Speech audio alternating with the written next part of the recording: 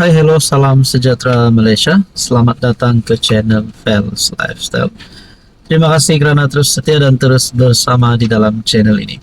Tuan-tuan dan puan yang saya hormati, terima kasih kerana terus setia dan bersama di dalam channel ini. Tuan-tuan dan puan, rupanya setelah nama Ismail Sabri Yaakob menjadi sebutan ramai orang, tidak lain dan tidak bukan berkaitan dengan serbuan SPRM, berkaitan dengan penemuan RM 170 juta, wang ringgit, ringgit Malaysia, mata wang luar negara, dan juga jongkong emas. Setelah perkara ini menjadi semakin panjang dan panjang, rupanya ada satu pertanyaan oleh netizen. Adakah menteri-menteri ketika Ismail Sabri menjadi Perdana Menteri ke-9 juga terlibat dengan isu kes ini, ataupun lebih tepat terlibat dengan rasuah ini? Kalaulah ini benar rasuah melibatkan PM9, dan adakah ini tidak mustahil nama-nama menteri pada ketika itu juga terkait dengan kes dan isu ini? Kalau ada, agak-agak siapakah menteri tersebut? Ketika itu waktu PM9 jadi menteri, ada beberapa nama. Pada tahun 2021 Hishamuddin Hussein ada, Azmin Ali, Razi Jidin, Fadilah Yusof pun ada. Jadi termasuk Khairi Jamaluddin. Untuk tahun 2022 pula, rupanya memang ramai sebenarnya menteri yang terlibat di dalam kabinet Ismail Sabri ketika beliau jadi Perdana Menteri. Kalau tak silap, Menteri Keuangan pada ketika itu Tengku Zafrul, kalau tak silap. Jadi ada satu komen yang saya nak kongsi dengan anda, berkata di sini, mesti ramai menteri-menteri terlibat. Mereka mesti gotong royong RM 700 juta itu SPRM, korek bagi habis maklumat dari Mael Lambung. Gelaran baru pula untuk Ismail Sabri.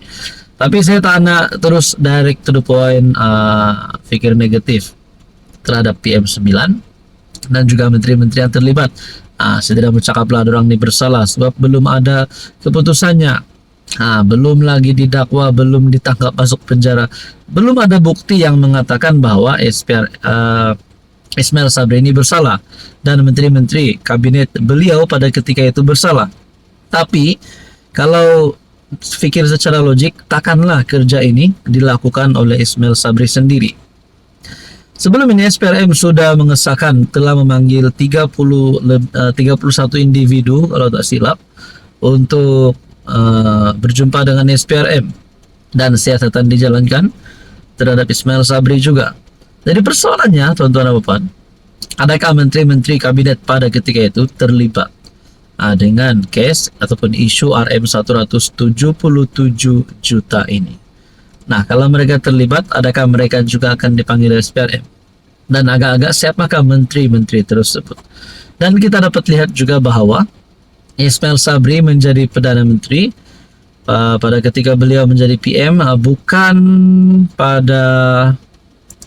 daripada UMNO, tetapi beliau ini seolah-olah dilantik menjadi Perdana Menteri melalui kesepakatan daripada Perikatan Nasional. Itu adalah komen yang saya dengar. Jadi berkaitan dengan ini, apa komen anda? Hello semua, salam sejahtera Malaysia. Selamat datang ke channel Fels Lifestyle. Terima kasih kerana terus setia dan terus bersama di dalam channel ini.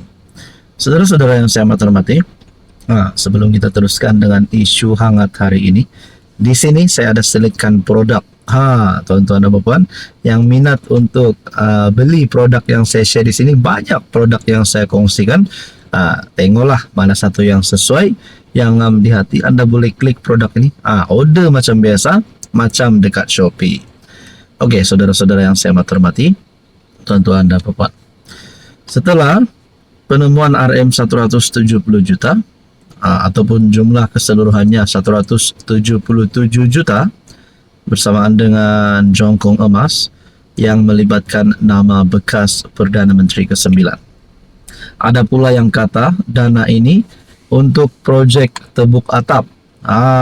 Dana ini mungkin untuk membeli 10 MP UMNO keluar daripada kerajaan. Ada satu tulisan yang saya ingat pernah membuat kenyataan sedemikian. Kalau cakap berkaitan projek tebuk atap, adakah ini melibatkan Tun Mahathir? Wah, tapi antara ramai-ramai pemimpin yang membuat respon, pengakuan ataupun pandangan berkenaan dengan kes ini yang melibatkan nama Ismail Sabri, akhirnya Tun Mahathir akhirnya tampil dengan satu kenyataan yang mengejutkan ramai.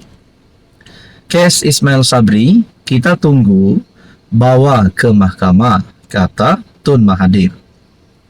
Bekas Perdana Menteri Tun M akui terkejut dengan SPRM berhubung bekas Perdana Menteri Datuk Seri Ismail Sabri yang didakwa membabitkan kes rasuah dan pengubahan wang haram. Dr. Mahathir berkata, beliau tidak boleh menyatakan bahawa penemuan sejumlah besar wang tunai dan jongkong emas dalam siasatan SPRM itu adalah milik Ismail Sabri, kerana perkara tersebut perlu ditentukan oleh mahkamah dulu. Isu seperti ini kita biasanya pergi ke mahkamah dan pihak pendakwa akan membuat tuduhan dan pihak yang dituduh berhak untuk menjelaskan. Saya tidak boleh nak kata sekarang ini bahawa ini adalah milik Ismail Sabri ataupun tidak. Kita tunggulah bawa ke mahkamah, kita dengar apa sebenarnya yang berlaku. Menurut Tun Mahathir, siasatan SPRM terhadap Ismail Sabri berkaitan dengan perbelanjaan serta perolehan dana bagi kempen promosi keluarga Malaysia sewaktu pentadbirannya sebagai Perdana Menteri. Setakat ini SPRM merekodkan keterangan daripada 31 individu serta membekukan 13 akaun bank yang dianggarkan berjumlah RM2 juta. Saudara-saudara yang saya hormati, tuan-tuan dan puan, bayangkan kalau Tun Mahathir terlibat dengan RM170 juta ini, adakah beliau pun akan dipanggil oleh SPRM? Dan kita lihat di sini kenyataan Tun Mahathir seolah-olah sedang membela Ismail Sabri Yaakob. Sedangkan Ismail Sabri hari ini berada di pihak kerajaan. Walaupun mungkin ada yang kata antara 10 MP UMNO yang pernah menyokong Muhyiddin sebagai PM, salah satunya mungkin adalah Ismail Sabri, tapi mungkin ini terkait jugalah. Adakah sebenarnya Tun Mahathir, Ismail Sabri dan pemimpin-pemimpin PN yang lain mempunyai rancangan tebuk atap 2.0? Tak tahulah, tapi segala-galanya tidak mustahil untuk berlaku kan. Tapi pada akhirnya ini adalah pengakuan Tun Mahathir. Beliau kata tunggu bawa ke mahkamah, kata Tun M. Dan beliau berkata tidak mau buat pengakuan bahawa duit itu milik Ismail Sabri ataupun tidak, kerana belum tahu. Jadi saudara-saudara, kita nantikan saja apa yang akan berlaku. Apa komen Anda?